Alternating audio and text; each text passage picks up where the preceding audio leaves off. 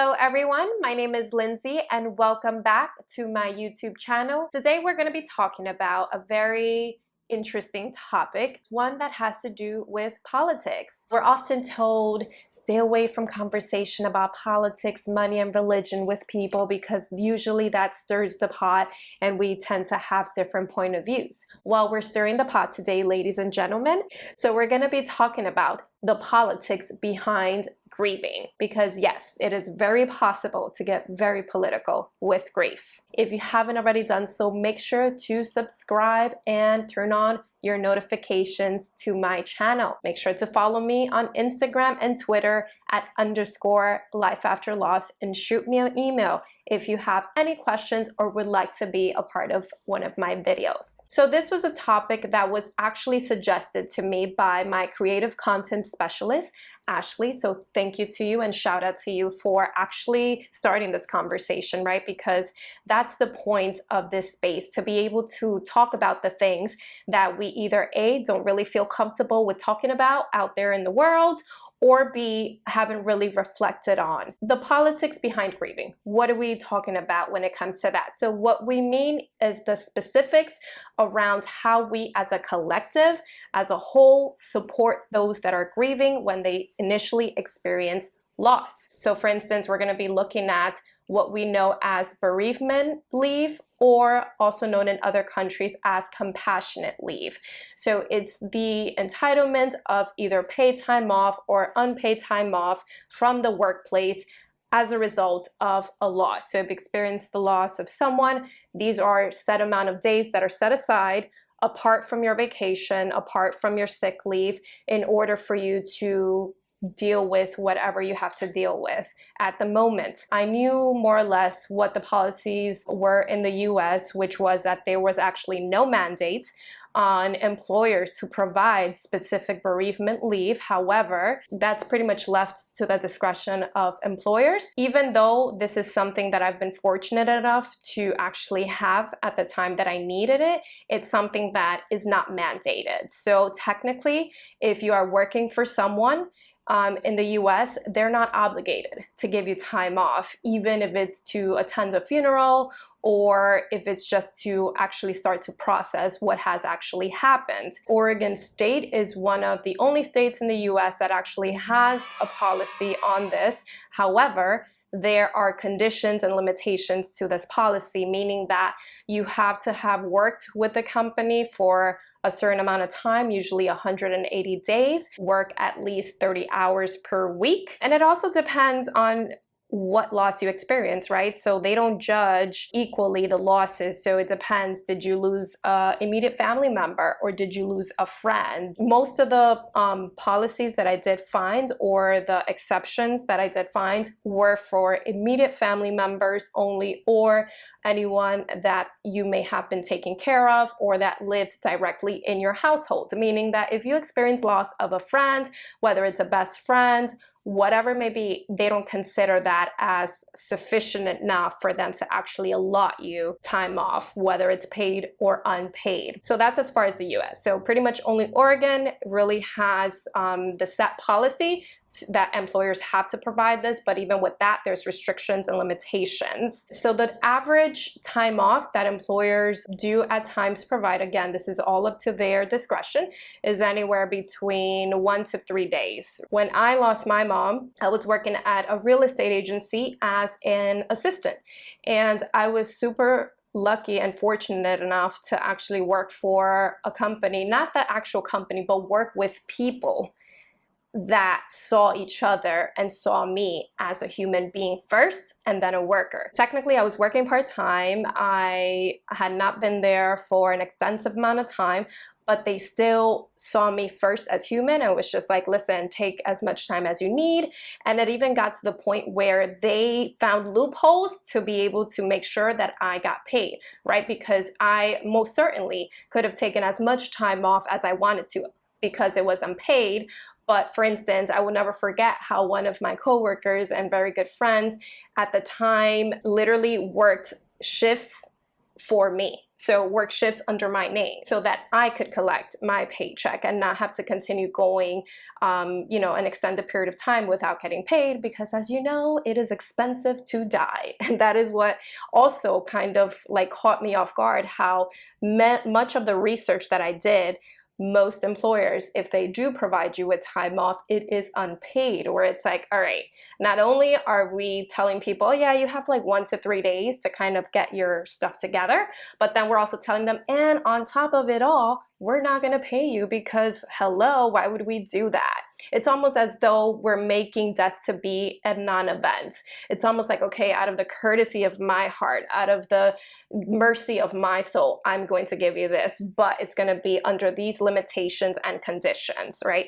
So just to backtrack a little, so that's as far as the US. I actually came up with an analogy as far as what this experience of how we tell people, oh, you need to be able to process your grief, you need to honor yourself, be patient, everything's gonna change, you have to take it one day at a time. How we say that to a person, but then expect something else. So the analogy I came up with is like sticking a bird in a cage and telling him to fly. We stick him in a cage and it's very limited how high the bird can fly, but we continue telling it, be patient with yourself, keep trying, keep believing in yourself, time will help you.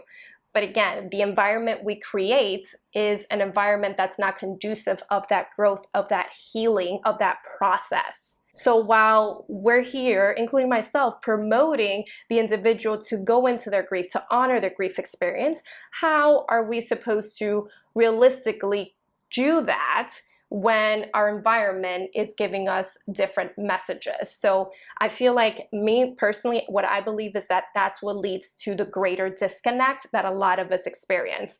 We're expected and told to do one thing, but then the actual reality of it is not supportive of those expectations or of the support that we're told we have. Yeah, we're told you can do it, be patient with yourself, but then we lock you in an environment where it's like, honey, you gotta do the best you can. Which actually brings me up to my next point, which is we have moved to a time where we focus and we actually put a lot of the responsibility of what happens to you on the individual, right? So we say, if you want something, go after it. If you don't like your circumstances, your situation, change, it's on you. It's how you interpret it, it's how you react to it, it's how you experience, it's not the experience itself.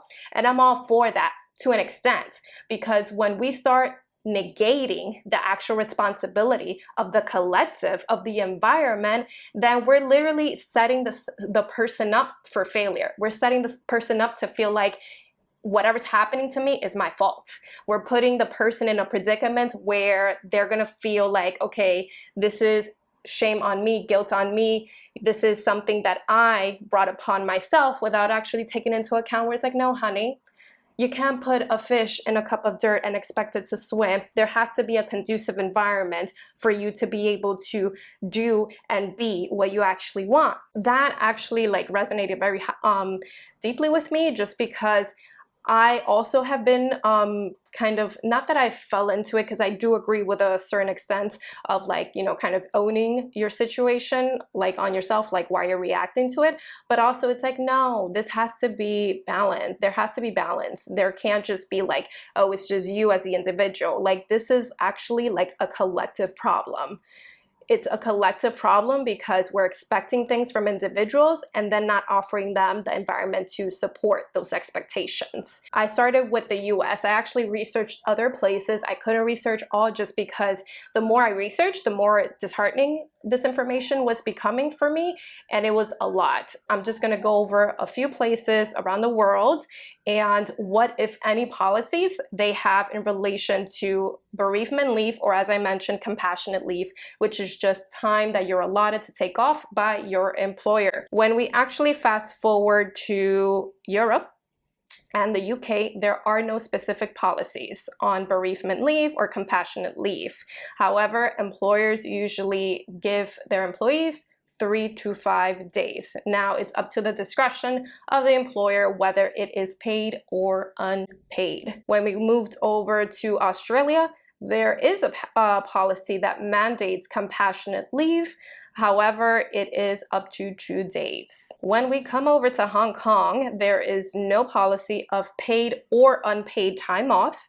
This is something that is left up to the discretion of the employer, and you may receive up to 2 weeks off. Now, I don't want you to misunderstand that piece of information, right? Because when you see 2 weeks, you're like, oh, that's so nice. At least they give you 2 weeks. No, no, no, no, no, no.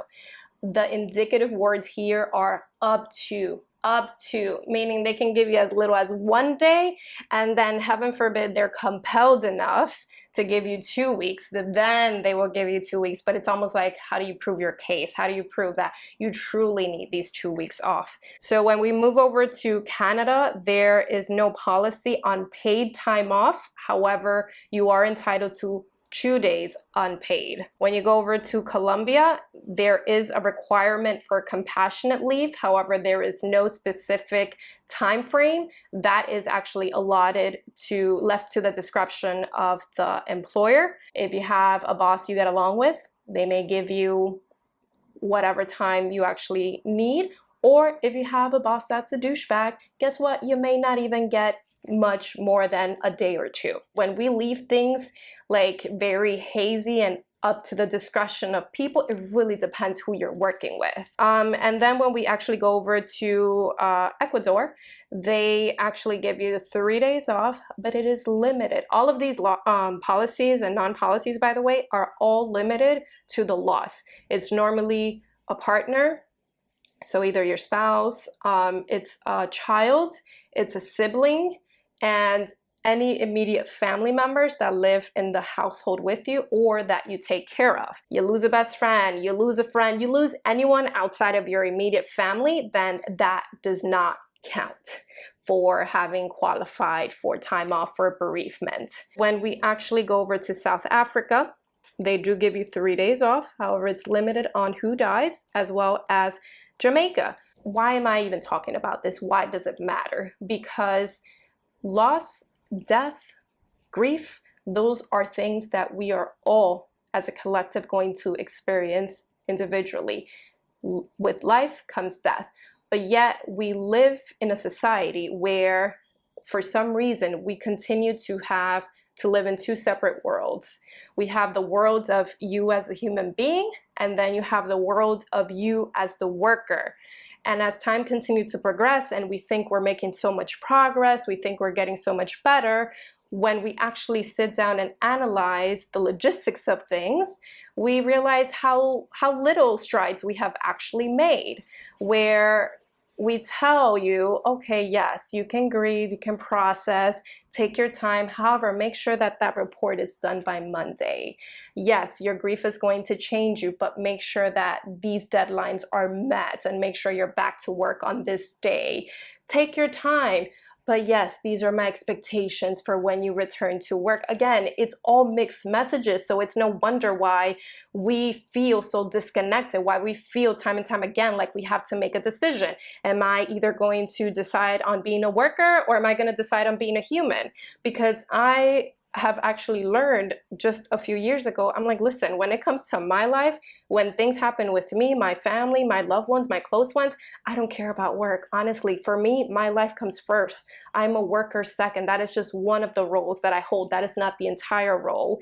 But I know that even that is a privilege and kind of like a gift to be able to have. Not everyone is in that position to say, well, if they don't give me my time off, then I'm out, like I'm walking out the door. Because again, when you're taking care of a family, when you have people that depend on your income, like those are the things that don't seem like you have much of a choice on. So you're restricted to repress your feelings, just repress your experience and tell yourself, no, my grief is limited to the hours of after 5 o'clock when I'm out of work.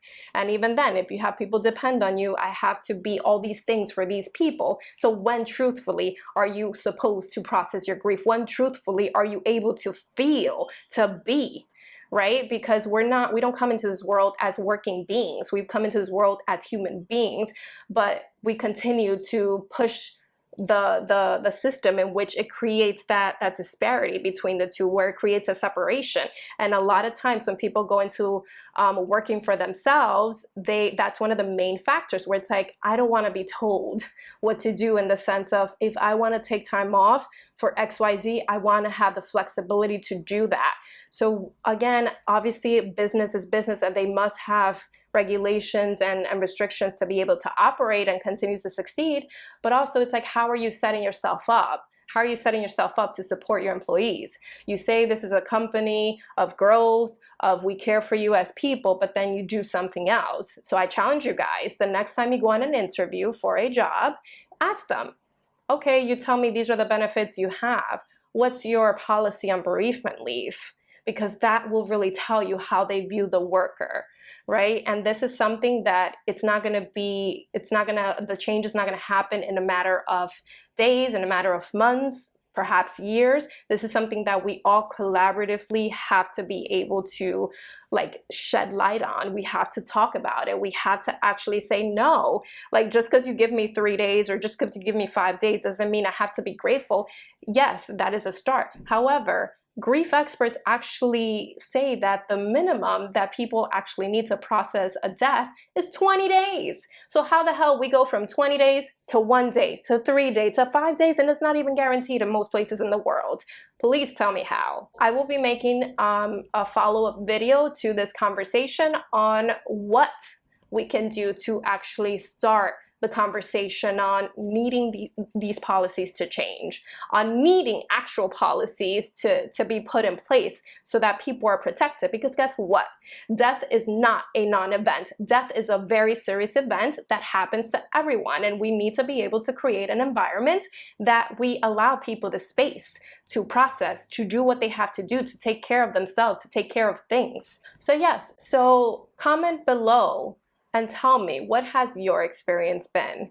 If you've experienced a loss and have been working at the time, what has your experience been with your employer? Have you really felt supported, or have you felt like the support was limited, or they pretty much told you how to pretty much process your grief, right? As far as telling you, oh yeah, we're giving you these 3 days off, but come Monday, you need to be back to normal. Where it's like, how are we gonna go back to normal if that is not gonna be possible? So do comment below, send me an email, DM me, whatever you want, but I do want to hear from you guys, and I can't wait to talk to you on the next video more about what we can all do to help this matter. Because this, again, this is not just a me issue, a you issue, this is a all of us issue. Again, if you haven't done so, make sure to subscribe to my channel. Make sure to turn the notification button on, follow me on Instagram and Twitter, and feel free to send me an email with any questions, or if you would like to be a part of my video. Remember what I tell you, there is no right or wrong way to grieve. There is only your way. Take care of yourself. Until the next.